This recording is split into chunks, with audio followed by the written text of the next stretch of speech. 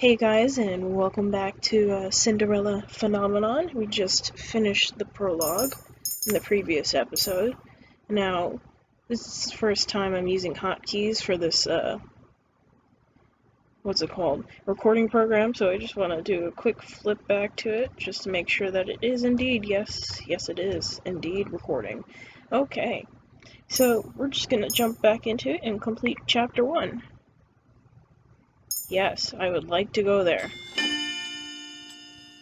Okay, I have it much quieter, also mostly due to the fact that I have the fan going in here because this room was at 84 degrees and that was a little too hot for me and a little too hot for the computer. So, let's get back into it. I'm pretty sure that you remember what happened in the prologue, but quick recap, you got called the Ice Princess because apparently screw society, more or less. She, the princess, or me, or us, kind of, was a solitary girl, only due to the fact that her mother raised her that way, never wanted her outside because of the fairy tale curse, etc., witches, evil, good, light, darkness. And then one of our dolls, which I repeatedly claimed every time we came across them, was going to be an issue. I just knew it, screamed it a couple times, saying I don't trust a doll, especially a doll with a sprite, who happened to turn, in the end, be a witch, who gave us the Cinderella curse. So now, after chasing our father a couple times and saying, like, oh, I'm your daughter, but nobody remembers me, so now we're at this situation. Hello, my phone just vibrated. We cannot be doing this right now. Oh my god, what do you want from me? Hush up. Okay. Let's start anyways, without further interruptions. Except, now I'm blind. I don't have glasses, and I'm an idiot not to figure this out before starting recording. This is a great job here, Akuma. Great job.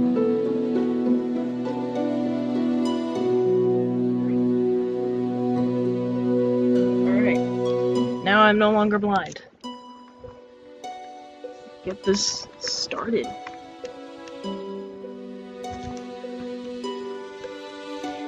Oof, shifting. When I open my eyes, I'm still on the streets. I must have fallen asleep. But the nightmare continues. I'm cold in my rags. I hold myself for warmth, willing something of the cold away, but fail. My feet are numb and in pain, caked in the dirt that I have gathered from walking barefoot around town. Well, there's a frightful sight.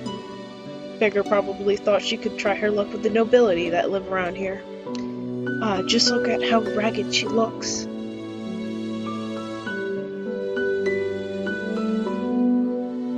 What are you looking at?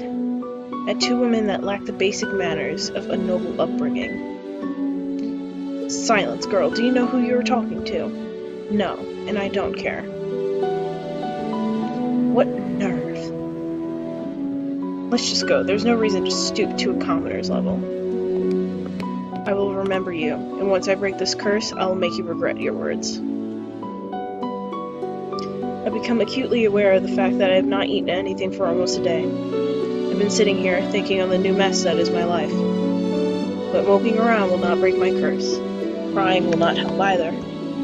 I should find that witch first, but how? I have no idea where she is. Delora. I swear I will make you regret doing this to me. When I find you, I will find food first.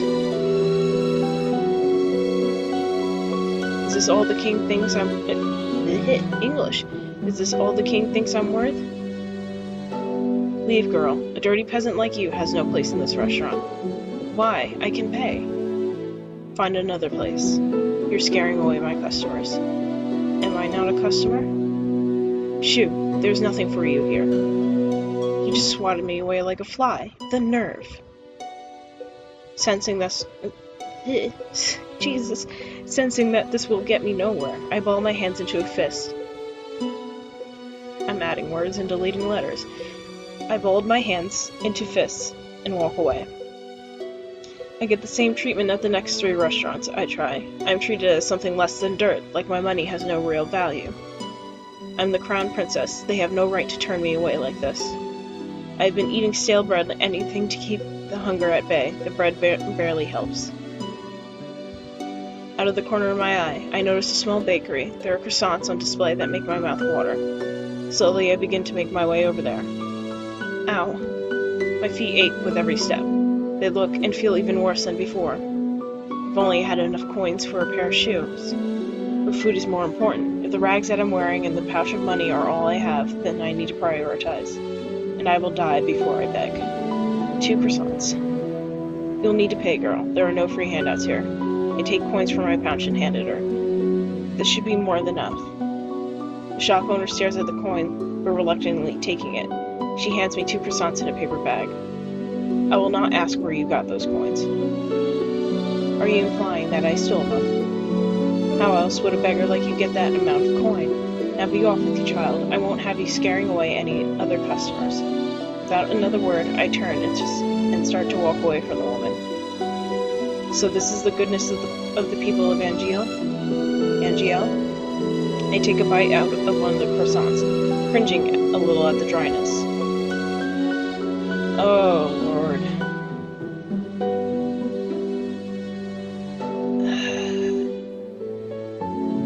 In my career, I know exactly where this is going. Hey, girl. What now? We saw you at the shop. Want to share how you got your coins there? Excuse me. Look at her, brushing us off like she's royalty or something. Let me go. You ain't no better than us. Now be a good girl and hand over that pouch. Well, there was 2 ways this was gonna go. The number 1 way I was thinking this was gonna happen did not happen. So I'm extremely impressed. The man on my left grabs at my pouch and attempts to yank it away from me. I will not let these brutes take anything from me. I elbow the man in the stomach, then aim a kick at the other man's shin. I have an opening, and I take it. What? I pull myself free and begin to run as fast as I can. Hey! Where do I go? I'm not familiar with the streets at all. It's highly likely I'm just going to hit a dead end. Going right is never right, go left. Probably should have saved. You know what? We're gonna have a playthrough where everything is just either spur of the moment and no resetting choices because I don't like it. So we're just gonna sit here and let it happen. I cannot let the pain in my feet or my exhaustion stop me. If I stop now, they'll definitely catch me.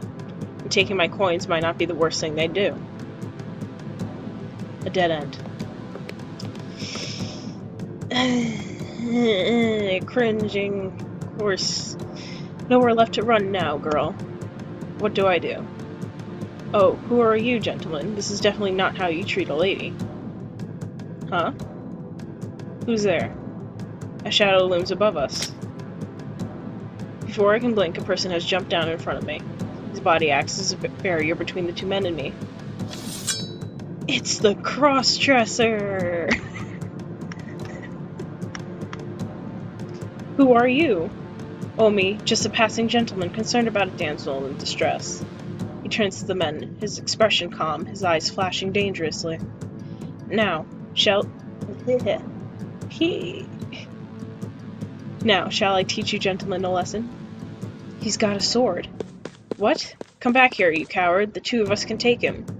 I think your friend has the right idea. I'm not the type to show mercy. This is way too much trouble for a little gold. Are you all right, m'lady? Miraculous ladybug flashbacks. You found her. Boy from yesterday. A little slow, aren't you, kid? Don't call me that. These 2 know each other. I don't even know what's going on anymore. I feel ill. My head is pounding, my feet feel simultaneously like they are frozen and on fire. My stomach rumbles, the hunger coming back with vengeance. My body feels light. Princess! Princess! What in dear God's name is Lady Parfait? That's a dessert or a yogurt. Lady Parfait will be able to help her. You're right, we need to move now before anyone else sees us. Yeah. I made a right choice?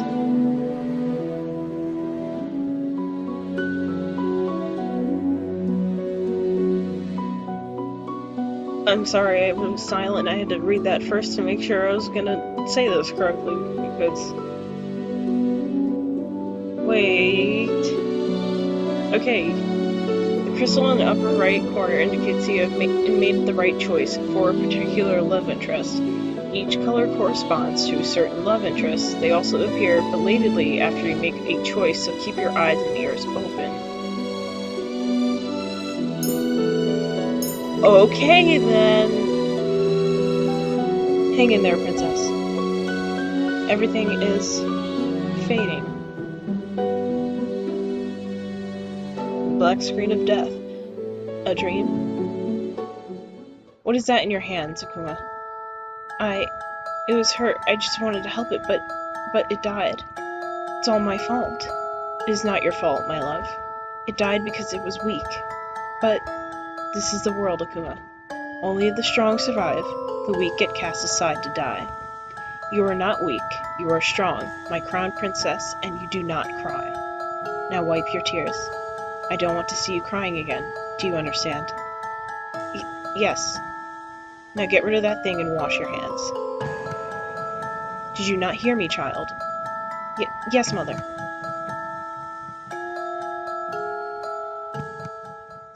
It would be great if they kept the diamond up here just a little smaller, kind of like the mouse that we have, but so I could have a basic idea of anything. I don't know. I have control issues. Moving on. Oh god, it's a little girl. Oh god, horror movies. Oh, you're awake. I can't speak, apparently. Where am I? This isn't my room. My hand flies to my chest, where the little glass slipper hangs from my neck. Still here. Are you okay, miss? This girl is the maid that tore Delirious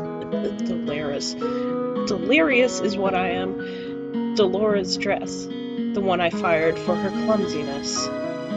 Miss, to think that I would meet her again here, like this. Leave me alone. Right, of course, here's some salve I made for you. It'll help with the pain. Now what? Oh look, it's Delirious. Haven't thought at all, have you, Ice Princess? You. Suddenly, there she is. Dolores stands before me with a snide smile, looking happy with herself. She is the cause of everything I've been through. All the pain, heartache, and hunger. It is her fault. I try to stand, thinking to give the witch a piece of my mind, but as soon as my feet touch the floor, pain shoots up my legs. I end up falling back to the bed. Ow. You should be more grateful to the girl you just scared away. She's been taking care of you for the past 2 days. 2 days? I've been passed out for 2 days? I'm suddenly vibrating with anger. Remove the curse. Now. Ha! Do you think you can just command me to remove the curse in your best princess voice? What do you want? Gold? What I want is worth more than all the gold you could summon in Angiel, princess. Besides, haven't you read your fairy tales? The caster cannot take a curse back. You need to focus on breaking the curse yourself if you want your life back. Mother burned the books before I could read more than 1 or 2 of them. I do not think either involved curses, just genies and trading away your voice for legs. Ah, it's good that you're awake, princess. Who is this lady? Oh, it's Parfait.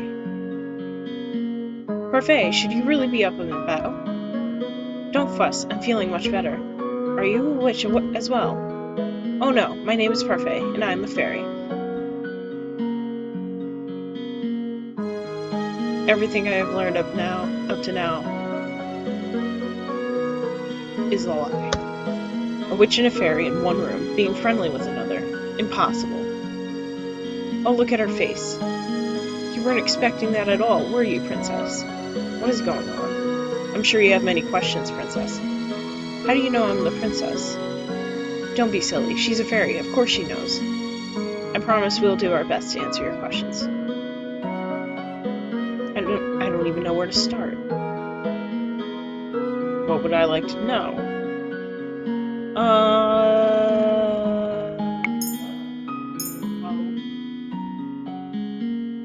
There's two obvious questions. Well, three is the cliche one. And this has an answer in itself. You just don't break the curse and you're stuck there. How do I break the curse? Probably that cliche true love's kiss thing. Why was I cursed is a really good one, and why are you two working together? But really, honestly, more important on why was I cursed. Seriously, really going to ask that? Honestly, other than the fact that the main character is a total bitch, but also 100% my internal thoughts in the way back of my head, where I can 100% almost relate to her, which is technically not 100%, I need to get my shit straight. It's no surprise that I'm asking this question. But, clarify, so I know that I'm either right or I am wrong. I wouldn't have asked if I knew the answer. You have such a temper on you. Very well, this one's got a simple answer. It's because you're a cold-hearted, cruel, wicked princess who deserves to be punished. Well, that was very freaking, blunt. Delora, a curse is the only way to force you to change your horrid ways. Delora, you could have put that more nicely. I'm pretty sure I was already being nice. Change? Why do I need to change? Are you completely unaware of how heartless you are to other people? The coldness you show to your stepfamily and your father? The way you treat Princess Emmeline? Why would they need to be treated any differently? You need to prove that you have some goodness in you, Princess, some smidge of kindness. Why? People only show you kindness when they want something from you. The instant they get what they want, they'll just throw you away. What else would you like to know? This game is going to make me ask all the questions, isn't it? Important questions first, rhetorical ones later. Okay, why are you working together? To answer that, we'll have to give you a bit of a history lesson. Oh god, why did I click this? Oh, I've got this.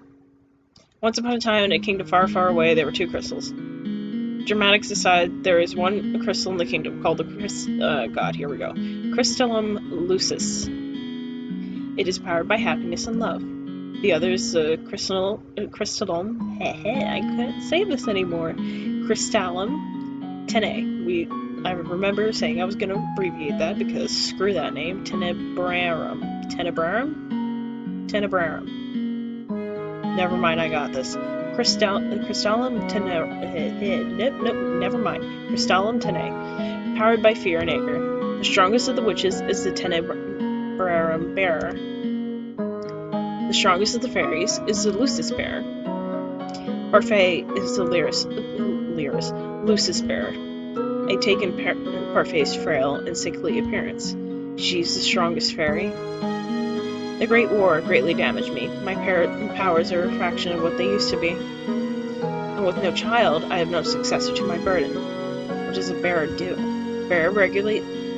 The bearers regulate the energy of the crystals and keep the balance between darkness and light. For centuries, the fairies and witches lived in harmony with the humans of the kingdom, until a certain human decided to be a pest.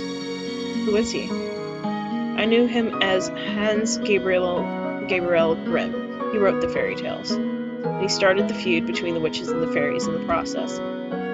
How could a single person have so much power? It was the power of his words. In Grimm's stories, the witches were always evil. The humans naturally grew to fear and hate them. They began to hunt them. Didn't the witches fight back? We weren't allowed to use our powers to cause harm. But that all changed when the Tenebrum Bear decided revenge was more important than our promise. The witches took over the kingdom. They created the fairy tale curse to spread even more sadness and anger, to fill the human heart with negative emotions, and all to fuel the power of the Tenebrum. The delicate balance of harmony between the crystals was broken. The witches in a Tenebrum grew far stronger than we were ever meant to be. We had no choice but to fight. And then the Great War happened. The Tenebrum Bearer was eventually defeated. The Great War was ended with the help of an unexpected ally, but many lives were lost. The good witches suffered horribly, and we still have to stay hidden in hopes of having any kind of peace. Are you trying to make me believe that there are good witches? The Tenebrum can poison a heart and mind into darkness and cruelty. The witches put themselves at risk in working with the Tenebrum and maintaining harmony. Some inevitably are corrupted. Many good witches were corrupted during the war. Most remain that way. Many do not believe it, but witches can be just as kind as fairies. And yet, it wasn't a fairy that cursed me. I've done good by cursing you, Princess. You'll thank me when you've broken it. Delora was not corrupted by the Tenebrum. She is as good as they come. Hopefully you'll come to see that for yourself. I doubt it. Apart from my own inherent goodness, Parfait and I were working together because we have a common goal, which is to restore the balance between darkness and light. What else would you like to know? How do I break the curse? The necklace you've got is one of Cinderella's glass slippers. To break the curse, you must get the second slipper, complete the pair. And how do I do that? By doing 3 good deeds. What? It's a very easy thing to do. At least for someone who knows how to be good. 3 good deeds? What does that even mean? I wouldn't even know where to start. Take heart, Princess. Goodness is innate in everyone. Are you sure that's the case with this one? Delora, you are not helping. I'm a witch, and I think I have more goodness in my big toe than she has in her entire body. Now you're just being mean. For every good deed you accomplish, you will get a piece of the glass slipper. When you've gotten all 3, you will complete the pair, and the curse will break. Hey, English is not my strong point, apparently, despite being an AP and high honors classes. Woo! Simple. I suggest you start by polishing that attitude of yours. What happens if I don't break the curse? I think you know the answer to that one already, Princess. 3 good deeds and I get my life back. Easier said than done. You said Cinderella, didn't you? Didn't she just go to a ball and find a prince? What does doing good have to do with that? Going to a ball, finding a prince is it's also old-fashioned, no fun in that. Cinderella is a girl with a pure heart. She's always willing to help others, even when they are cruel to her. Anyway, I brought some clothes for you. I'll leave them on the table. We'll be waiting outside. There are some people I'd like you to meet. I cannot believe this. Look down at my neatly bandaged feet. I have to admit that while sore, they are nowhere near as painful as they had been 2 days ago. Here's some salve I made for you. It will help with the pain. Why would she even care? I was the reason she lost her job at the palace. Oh, she probably doesn't remember me as a princess. But still, she has no reason to do such things for me. I ignore the salve for the time being and gingerly stand up, testing my feet for pain. The injury is definitely healing. I slowly walk over to the table and change into the clothes that have been left there. The dress is nowhere near as luxurious as ones that I wear in the palace, but still, it is far improved from my rags. All my life, I've never had to lift a finger, and now I will not let them see how much they have rattled me. I refuse to break. Just watch me. I will free myself from this curse. What is this place? There are several people in the room chatting amiably with each other. I've noticed the girl that had left me with the salve by the counter, serving drinks. But as soon as the people in the room notice me, the room falls into immediate silence. Well, look at what we have here, the Ice Princess herself. Huh, they know who I am. I didn't think it was true. Cursed for her cold-heartedness. As to be expected. You remember who I am, and yet you still treat me like this? Well, you aren't really a princess anymore, are you? You're one of us now, girl. Everyone, please, you shouldn't be treating a newcomer like this. Princess, let me apologize. They mean no offense. I cannot believe that. Not when the people in Parfait is referring to simply smirk and shrug as I meet their gazes. What is this place? Welcome to the Marken Tavern, a home for those with the fairy tale curse. You make it sound like some kind of holiday house. Don't ruin my moment, Delora. Marken. Tavern? The Marken was built 3 years ago when the number of curse in Angiel continued to rise. The goal is to gather those affected so they might help each other break their curse. Of course, I'm also here to provide help as necessary. Only the cursed and those allied with our cause can stay here. The evil and the wicked can never find this place. Most of the people here are cursed. How come these people remember who I am? The cursed are not affected by the conditions of someone else's curse. Your condition is simple. Everyone has forgotten you are the crown princess. But because these people are cursed, they still remember your title. It goes without saying that fairies and witches are also not affected. Come, princess, let me introduce you to the few boarders we have at the Marken. Parfait beckons the servant girl over. This is Anise. She helps out in the Marken and does most of the cooking. I'm sure you understand why she's working here now. I believe she deserves an apology. Miss Delora, what are you talking about? Don't you worry your sweet little head over it. You don't remember what this ice princess did to you. Huh? I have nothing to apologize for. Clumsiness does not befit a palace maid. I only did what was necessary. Well, it's nice to meet you, princess. I'm Anise Willow. I hope we get along. Lots of dots. Really? This is how you're going to start doing good? I don't believe I asked for your opinion. Please, you two. No fighting. I hold my tongue as Parfait leads me to two people whose faces are incredibly familiar. They are faces I've seen in the palace before. This is Jurian Valente and Garland Bilrot. How did you know? Both of you are in the Order of Caladria. That's right. They were two of Sir Alcaster's best knights. It was a big surprise when they both left a year ago. Only found out recently that it was because they acted against Sir Alcaster's orders. They were stripped of their titles and dishonorably discharged from service. What are you two doing here? We help the fairies. They and Anise are exceptions and are allowed in this tavern without the curse.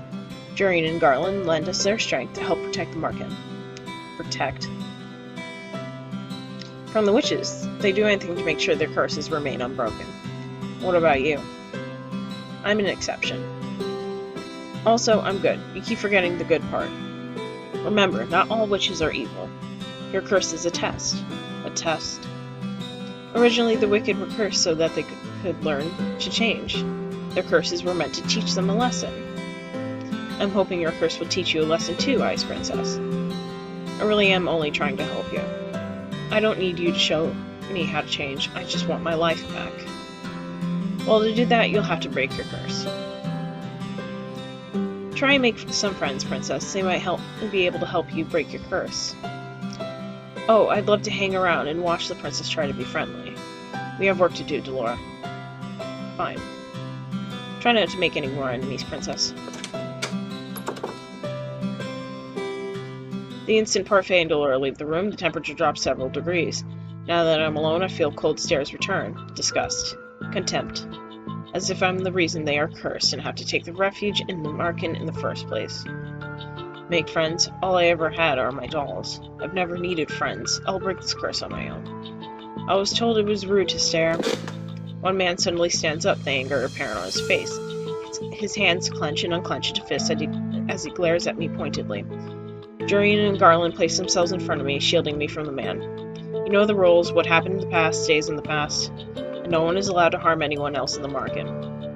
If you cannot comply, you are no longer welcome here. Tisk.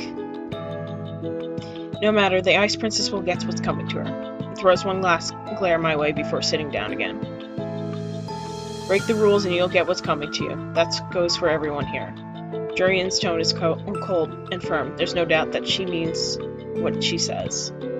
So these are the great knights of the Order of Caldrian. The market begins to settle down, and everyone eventually goes back to their conversation and meals. I walk toward an empty table, realizing that I'm being deliberately ignored. I become immersed in my thoughts as I sit down. One thought, however, comes to me immediately. They hate me. They hate me somehow, when I've only ever left the palace twice in my life. How did this happen? The only people who treated me with any respect were Anise, Jurian, and Garland. Is it because they cannot remember who I am? Maybe being the Markin is not such a good idea. I doubt anyone here wants to help me break my curse. They probably rather see me suffer under its weight. 3 good deeds? How am I supposed to complete 3 when I do not know if I can even accomplish 1? May I join you?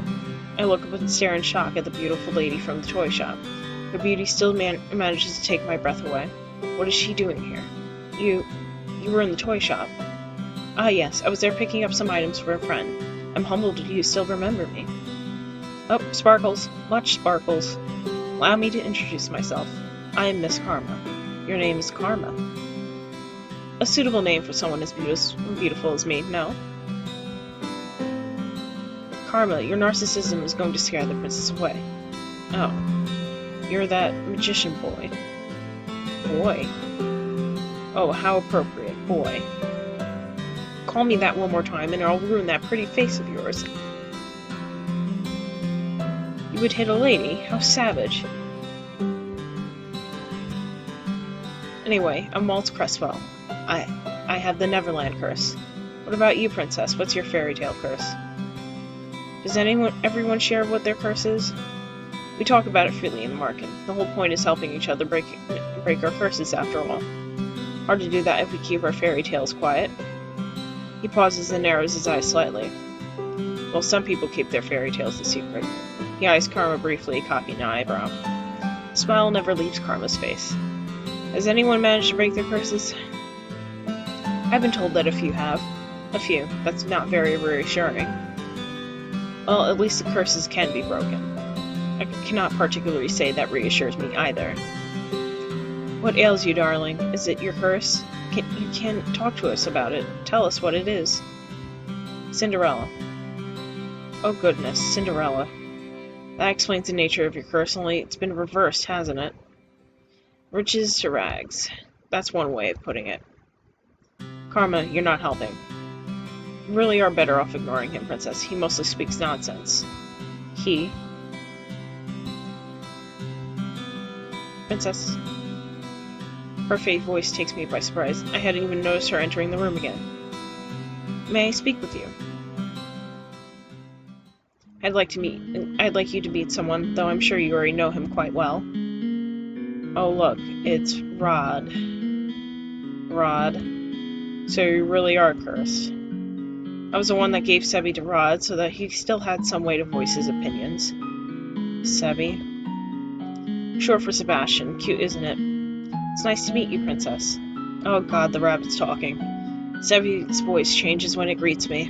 The tone it uses is lower when it speaks for Rod. Perhaps that is what Rod's voice actually sounds like. Wait, if he remembers me, does that mean the mermaid's curse? What? That is my curse. Rod has been mute all this time because he is cursed. Does everyone else know? Obviously, they are my family. Even the king. He knows as well. So am I the only one you never told? I didn't think you'd particularly care either way. He is not wrong. Yet I cannot believe I did not know. I was left out once again. What are you doing here? I have been trying to help Rod with this curse. That is why he comes to the market from time to time. But I don't even want... Anyway, I only came here today to confirm that you were truly cursed. I wanted to see with my own eyes. It was a big surprise when I woke up one day and you weren't in the palace. An even bigger surprise when I found out no one remembered you. It's been days since I was cursed. I wonder, how are things in the palace? Livelier? Happier? Happier? I've never seen my family happier than they are now. I'd say it's a good thing you aren't princess anymore. I always thought Rod didn't really care about me regardless, but this is the truth.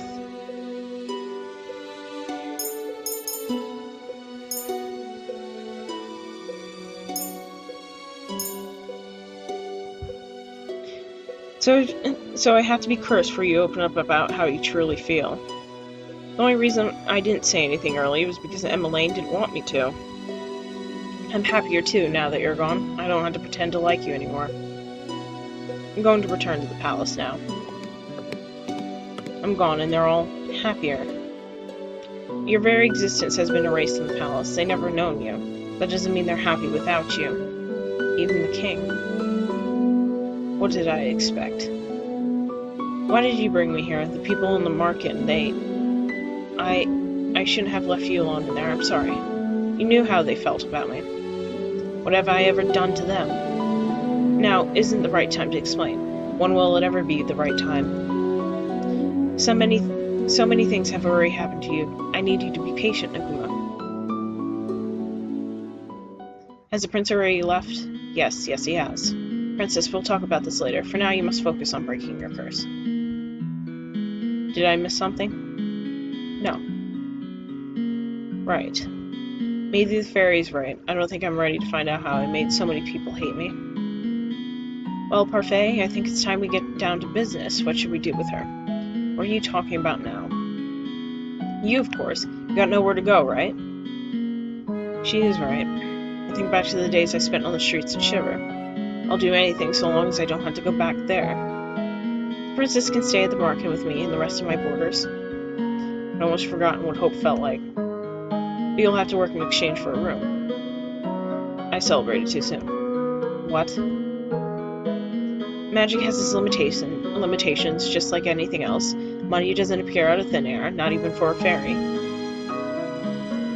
The market doesn't attract many customers since only the curse and a few others can enter. I sell my potions here and there, but I have several hungry mouths to feed and my funds are tight. I thought fairies lived in luxury. Parfait, are you broke? Ouch, even the Ice Princess could tell. And yet you still take people in. That's always been how Parfait operates. She's good-natured to a fault. I'm told suffocating beneath my death. Oh my god, English. I'm told suffocating beneath my debt will be what kills me. Why don't you just leave? I assume you make enough to take care of yourself. Leave someone who's in need of help? I could never. And that, princess, is how goodness works. How goodness works. It's not as if I accept freeloaders. All my boarders help me run the market and do errands. The princess has never worked a day in her life. I doubt she'll be useful. If karma can be useful, anyone can. I've yet to see karma be anything but useless. Princess, you're more than welcome to stay if you're willing to help out. It's the least you can do in exchange for a roof over your head and 3 meals a day. Oh, and shoes. Do I even have a choice? I toss and turn in bed, unable to sleep. The mattress is hard and the sheets are itchy, nothing at all like the bed I had in the palace. What I would give for my old bed again, for any of the comforts of home. I miss my dolls. Lady Parfait! Lady Parfait! I sit up immediately. What is going on? I leave my room to investigate. Some of the other market boarders, Waltz, Jurian, and Garland, are sitting on the settee, looking anxious. What's happening? Sorry, did we wake you? No, but the noise Garland was making would have woken the dead. Jurian and I found an injured man while we were doing our rounds. We brought him here. An injured man? Wait, what are you doing outside? It's almost 1 in the morning. Nothing you need to worry about. Lady Parfait and Anise are tending to the man now. These people, will they just help anyone they find on the street? What if this man is dangerous? Do you think the witches got to him? It's possible. We'll have to find out when he wakes up. The next day, Parfait reveals that the man only suffered minor head injuries. She says that she expects him to wake soon. I look at the tray of food in my hands. Anise has asked me to bring it up to the stranger's room while she finishes the rest of her cooking. I would never have been asked to do this in the palace. Goodness, what's that poor trade done to you deserve that look? I must say, it's odd to see the princess doing something nice for someone. What do you want? I have something to ask the man that was brought in last night. Seeing as you're being good enough to deliver breakfast, I thought I'd just tag along with you. If you're going, just bring this tray up yourself. You are not in the position to delegate your duties to me, Miss Akuma. Voice crack. Please ignore that. That never happened. Come on, our guests must be famished. Seeing no way out, I followed Delora to the spare room the man had been put in. Come in. Oh my. It's a nerd. I'm sorry. I thought the man would have been old, but to my surprise he looks young, probably in his early 20s.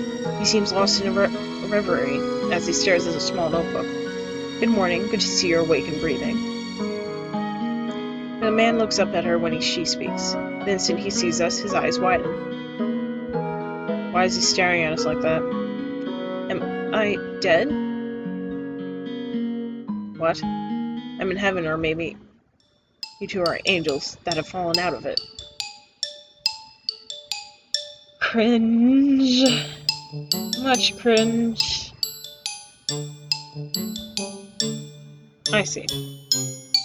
What can a humble gentleman like myself do for you, lovely ladies? Oh, you could join me on this bed. No, whoa, whoa, whoa, whoa, whoa, whoa. He's about to get smacked. It's very comfortable and there's plenty of room for the both of you. I'll follow your lead on this one, princess. Princess? Of course, such a beautiful lady can only be princess. Look at the noble way you hold up the tray. So close! Oh god, I'm gonna stay silent. Your wish is my command and my fate, my sweet princess. If you want, you can have him. I'll pass, thanks. Oh, he's awake. Another lovely lady has entered my chambers. I don't think my heart can handle the perfection of 3 of you at once. Parfazy of cringe. I think I know how Casanova here got those head injuries. Some lady decided she had enough of his rubbish and wanted to punish him. Delora, patience. He may not even be in the right state of mind right now. He did take injuries to the head after all. The man finally stops to look just at me. He narrows his eyes and stares so hard I almost want to slap him. What? You're familiar. But no, it's impossible. Aren't you the crown princess? What are you doing here? If he knows, then he's definitely not a witch or a fairy. It can only mean one thing if he recognizes the ice princess. What is your name, good sir? I would answer any questions you asked of me, madam, but... The man looks down at the notebook in his hand. I don't remember. Amnesia. I know everything about Angela, and yet I don't know the first thing about myself. Except that I have the Rumpelstiltskin curse. Rumpelstiltskin. Is that a fairy tale? I knew it. He's got the fairy tale curse. Fairy tale curse? Do you remember how to break it? From what I remember, I need to somehow collect 3 memories and get them to appear in this journal as entries. He shows us the notebook he's been holding onto since we entered the room. My first memory is of waking up and holding this. I thought there would be information in there, but it's empty. Another victim of the curse. You must be tired. Akuma will leave your breakfast here and we'll give you some time to yourself. We'll be outside if you need anything else. Rumpelstiltskin. What is that fairy tale about? Delora does not do a good job of hiding her laughter. She snorts and I cross my arms embarrassed. Mother burned the fairy tales in the palace before I got the chance to read all of them. Fine, I'll keep it short. Once upon a time there was a girl that was said to be able to spin straw into gold. The king found her and locked her up in the tower. He said he wouldn't let her out until she turned all the straw in the room into gold. But the girl was just a regular human girl. She knew she would never be able to turn the straw into gold, and feared that she would be locked up forever. That was when an odd little man appeared before her and offered to do the job for her if she gave him something in return. The girl gave him her necklace, and the man spent the rest of the night spinning the straw into gold. However, the girl wasn't released. The second night she was given more straw to spin, and the little man appeared once more. This time she gave him a ring. On the third night the king ordered her to spin the straw one last time, and if she did she would be released and made his queen. However, that night had nothing left to give the little man, so they made an agreement. He would spin the straw into gold for her, so long as she gave him her first child. A person never understood why the girl would want to marry the king in the first place. Hush, I'm trying to tell the stories here. Years passed, and the queen finally gave birth to her first child. That night, the odd little man returned and demanded his due, but the queen did not want to give up her child. The man then said that he wouldn't take the child if the queen was able to guess his name in 3 days. The man's name was Rumpelstiltskin. Did she guess it? Oh yeah, the night before her time was officially up, the queen was drawn to the forest by the sound of a little voice. She saw the little man celebrating his upcoming victory, singing about how nobody had ever or would ever guess his real name, which was Rumpelstiltskin. How does that not sound particularly smart? So agrees the general populace. Sometimes I wonder how Hans was able to come up with such tall tales. Well, the market is open soon. I expect another busy day. Especially busy for you, Akuma. You need to start coming up with good deeds.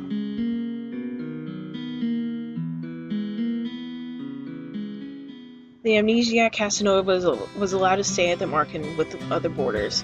Because he still seemed capable, Parfait set him to work as one of the Marken servers. Annie's protests that he remain in bed fell on deaf ears. Parfait couldn't very well throw him out, not while knowing that he had nowhere to go. I would be incapable of showing him such kindness given all the nonsense he spouts at us.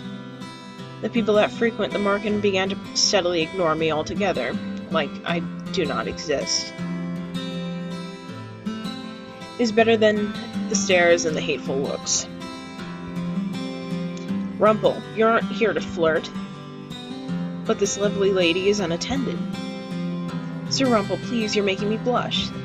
Because the man couldn't remember his name, he fashioned one from his own curse. Rumpel. I think it suits him. I'll never understand Parfait. The amorous waste of space is about as useful as karma. I've returned. Speak of the devil. Did you miss me? Karma had left abruptly yesterday, saying that she had something very important to take care of.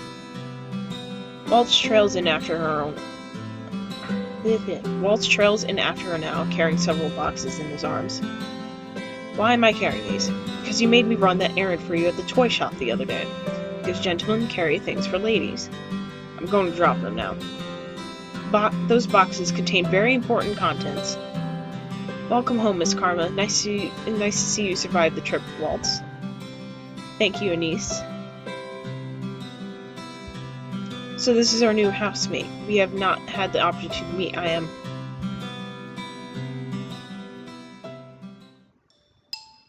We are all surprised when Rumpel suddenly reaches out to grab Karma's hand. My life before this moment has been depressing monochrome. Now that I have entered my bleak existence, I see everything in beautiful, blazing color. Nothing shines more brightly, more vividly than you. Karma's unamused. I am Rumpel, my sweet. Let us talk of marriage. I stare at Karma, waiting for her to flirt back. At the very least, I expect her to wave Rumpel away for being a fool. But she remains eerily silent. Answer, my angel, I beg of you. Oh my gosh. Keep. Say the word, and it is done. Your filthy hands off of me. I'm assuming she slapped him. Ow. Not again. I would never be interested in the likes of you. Go on, lad, give him a good beating, like the one you gave to me. My queen, there is no need for violence. What did you call me? Please calm down, Rumpel. Rumpel is still recovering. What is going on? Karma is a man, doesn't take kindly to being flirted with. Or proposed to. She is a man? But your voice, your face, your breasts. Ow. That's what you're focusing on? Pervert. I worship all aspects of the female form, but my particular favorite has always been. There's a lot of smacking. I am loving this game. Ow. Do yourself a favor and shut up. I never would have known, but why would he do this? Don't look at me like that. I have my reasons. Is it because of your curse? Yes. I am undone. My heart is in pieces. Knew him for 10 minutes. For those that can hear the music of their heart, like I, it takes only a look to fall madly and irrevocably in love. I must leave. My heart will need time to heal. The market attracts all sorts, doesn't it? That one is entirely Parfait's fault. Alright, nothing to see here, back to work. I'm still in shock from what I learned earlier. Karma, a man. It is not fair that he is so beautiful as a woman. The female population of Angiel knew the truth. Karma would be hunted down for making the rest of us pale in comparison. Anise, being good, I suppose, prepared a special lunch to welcome the news of our kin boarders. We have all been invited to the private dining room. Excuse me, is Lady Parfait here? Prince Rod, perfect timing. Please join us for lunch. I only came to talk to you, Lady Parfait. But I'm hungry, and I have no wish to make you wait while I eat. Come, join us. Please, Your Highness, I've made too much as usual. You must help us finish. Very well. A cursed princess and a cursed prince. What an eccentric collection of friends you have, Lady Parfait. I wouldn't say they were eccentric, necessarily. The most eccentric one here, Uncle. Really now. I sit silently in my chair. I am uncomfortable around so many people. Even when Mother was alive, I had all my meals alone, since my parents were always too busy to sit down for meals with me. Meals with Ophelia and her children were also always awkward and silent. Somehow the atmosphere here is lively and friendly, even though I barely know anyone here. Something wrong? Excuse me? You barely touched your food. Don't you like it? Dolores said this was one of your favorites. I'm just not used to eating with company, that's all. They say that sharing a meal brings the family closer together. Garland. I apologize. Closer together, huh? So have you made any progress on how to do these good deeds, Princess? There's no way I'm admitting that I do not even know how to complete one. Oh, I forgot. You're not so good on doing the... Good. Whoa, English! Oh, I forgot. You're not so good on the doing good front. You're not very helpful. Why don't you ask someone to teach you how to do good? What? Even though I'm not in the story, this character, the princess, is not me. In reality, there is no way you can teach somebody to be good. Well, that's not something you hear every day. As in, take some kind of lessons. If you're having so much trouble on your own, you should ask someone to give you some advice or teach you. It's as simple as that. What is this I hear? The princess needs advice. Well then, she's in luck. I happen to give the most excellent advice, and believe me when I say I can teach almost anything. The princess is indeed lucky, as I am available for teaching duties. No doubt I'd be the better choice, as I don't go about deceiving the world. Excuse me. Much tension. From one-sided flirting to bitter enemies, and all in the span of a few hours. The man broke my heart. Anyway, I'd also be happy to help you in any way I can, Princess. And I'm sure your stepbrother would be happy to help as well. I don't think I would make the best teacher for this sort of thing. I only teach others how to fight. Never mind the fact that Jurian herself still struggles to be good. What? You're lucky, aren't you? So many people are willing to help you. Why? Why are you all willing to help me? That's what we do at the market. We help each other. Lesson number 1. Doing good means helping whenever one can. Just let us know if you want our help. Trust no one but yourself. You need not care for anyone but yourself. This is what Mother in the last few years have taught me. I've always been alone, and it's easier that way, and yet, these strangers, these people that I've only known for a few days, are so willing to help me when they will gain nothing in return. Is this the goodness I was meant to see? Father? How can I even begin to trust and care for those when I have forgotten how to do so? I'm slowly beginning to understand what I must do. And we have finally reached the end of that chapter. But I'm going to go back and save right here. If I remember how to save. Oh my goodness gracious. There we go. Empty slot 2. we go. So wonderful.